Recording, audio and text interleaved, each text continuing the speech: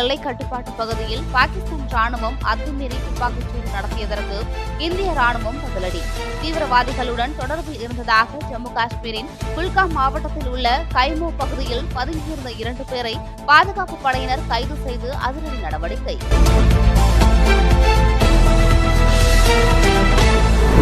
இஸ்ரோவின் முன்னாள் தலைவர் டாக்டர் கஸ்தூரி ரங்கன் மறைவுக்கு தமிழக பாஜக மாநில தலைவர் நயினார் நாகேந்திரன் இரங்கல். விஞ்ஞானியாக நம் நாட்டிற்கு அவர் ஆற்றிய சேவை அளப்பரியது எனவும் நினைவு கூர்ந்தார்.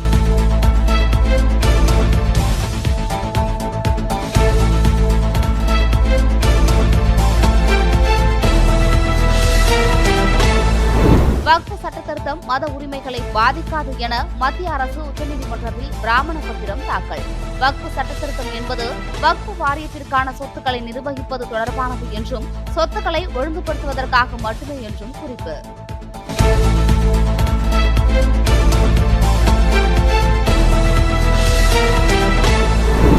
பொன்னியின் செல்வன் படத்தின் 2ஆம் பாகத்தில் காப்புரிமையை மீறி பாடலை பயன்படுத்தியதாக 2 கோடி ரூபாய் செலுத்த AR ரஹ்மானுக்கு டெல்லி உயர்நீதிமன்றம் உத்தரவு.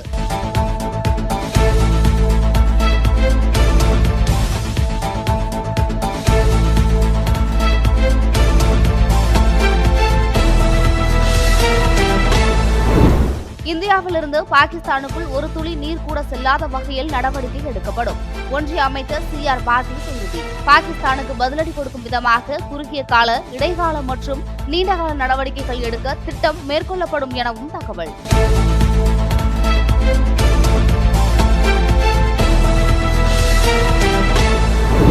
உங்களுக்கு ரோல் மாடலாக பலர் இருந்திருப்பார்கள். இனிமேல் நீங்கள் பலருக்கு ரோல் மாடலாக இருக்க வேண்டும். UPSC தேர்வில் வென்றவர்களுக்கான பாராட்டு விழாவில் முதலமைச்சர் MK ஸ்டாலின் வாழ்த்து.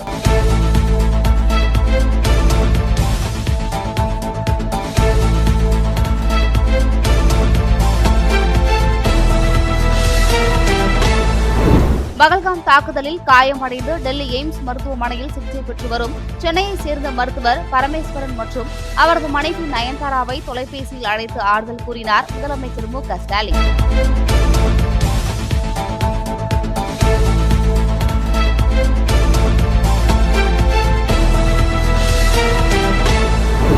புதுச்சேரி ஜிப்மர் மருத்துவக் கல்லூரி மருத்துவமனைக்கு தொடர்ந்து வெடிகுண்டு மிரட்டல் வருவதால் பொதுமக்கள் அச்சம்.